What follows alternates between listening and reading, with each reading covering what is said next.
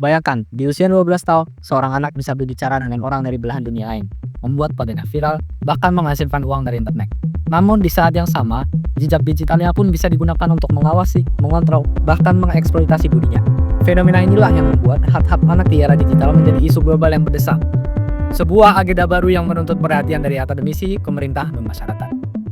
Pada tahun 1989, Sir Tim Berners-Lee memperkenalkan World Wide Web, tonggak awal terbentuknya dunia digital modern. Menariknya, di tahun yang sama, Perserikatan Bangsa-Bangsa atau biasa disebut PBB mengesahkan United Nations Convention on the Right of the Child atau Konvensi Hak Anak, suatu dokumen hak asasi manusia yang paling banyak digratifikasi dalam sejarah. Namun, dua peristiwa besar ini berjalan tanpa kesadaran bahwa suatu hari nanti internet dan hak anak akan bertemu dalam satu ruang yang sama, yaitu dunia digital. Sayangnya, anak-anak awalnya justru dianggap sebagai korban sampingan dari internet. Bukan sebagai aktor aktif, penelitian dan kebijakan publik jarang membahas dampak digitalisasi terhadap kesejahteraan anak. Padahal, seperti yang sudah ditegaskan oleh United Nations Children's Fund atau UNICEF pada tahun 2014, transformasi digital berpotensi mengubah cara anak belajar, berpartisipasi, sekaligus membuat risiko baru bagi privasi dan keamanan anak. Tepat 25 tahun setelah kelahiran web, Berners-Lee menyerukan Piagam Hak Asasi Universal Online, sebuah visi bahwa hak di dunia nyata harus berlaku pula di dunia maya. Namun kenyataannya, anak-anak menjadi kelompok paling terdampak oleh konflik antara kebebasan dan perlindungan digital. Isu seperti ini, pengawasan privasi anak oleh orang tua dan korporasi, eksploitasi data anak untuk kepentingan komersial, kriminalisasi terhadap ekspresi seksual, remaja atau teen sexting, yang penyebaran konten pelecehan anak menjadi headline harian. Ini memperlihatkan bahwa persoalan anak digital bukan hanya soal keamanan teknis, melainkan cerminan ideologi digital masyarakat modern tentang siapa yang dianggap berhak dan siapa yang tidak.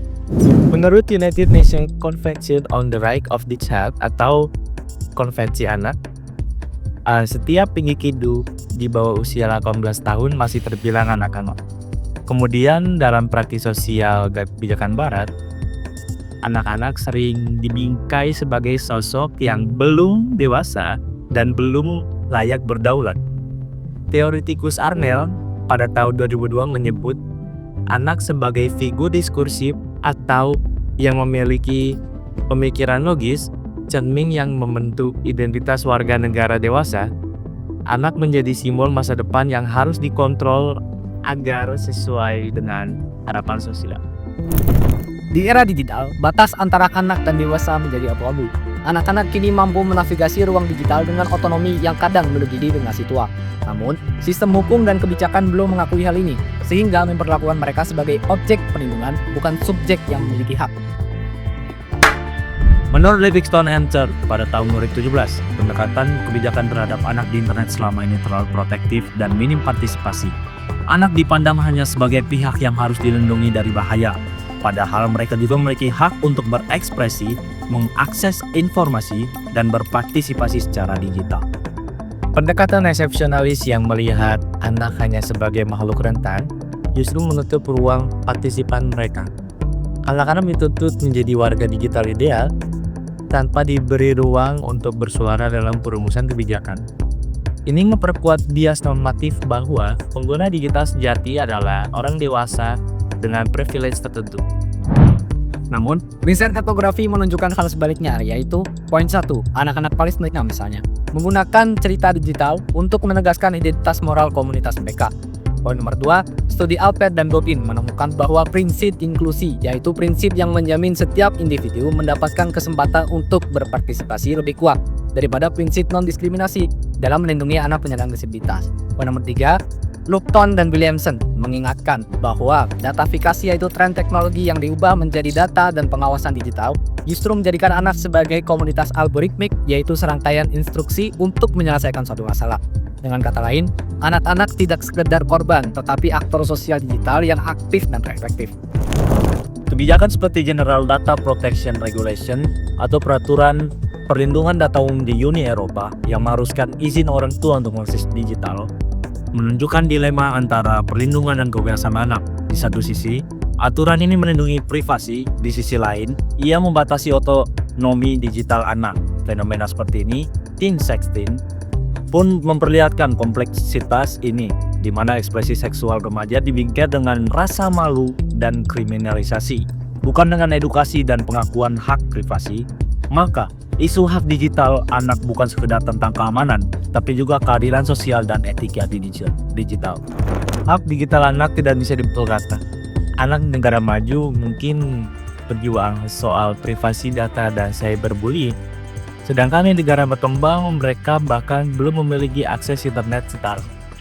Livingstone dan Church pada tahun 2017 menolak dua ekstrim. Yang pertama itu ada teknofilia, yaitu percaya teknologi selalu membawa kemajuan, dan yang kedua itu ada teknofobia, yaitu takut berlebihan terhadap teknologi.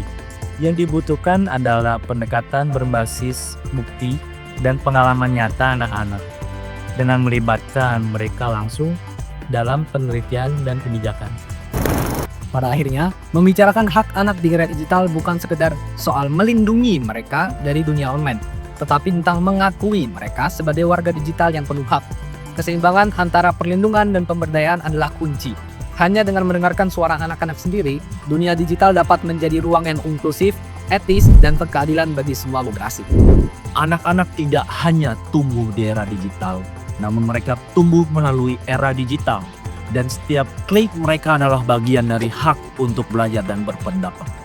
Teknologi seharusnya menjadi jembatan bagi tumbuhnya kesadaran anak muda, bukan pagar yang membatasi hak mereka untuk menjadi manusia seutuhnya.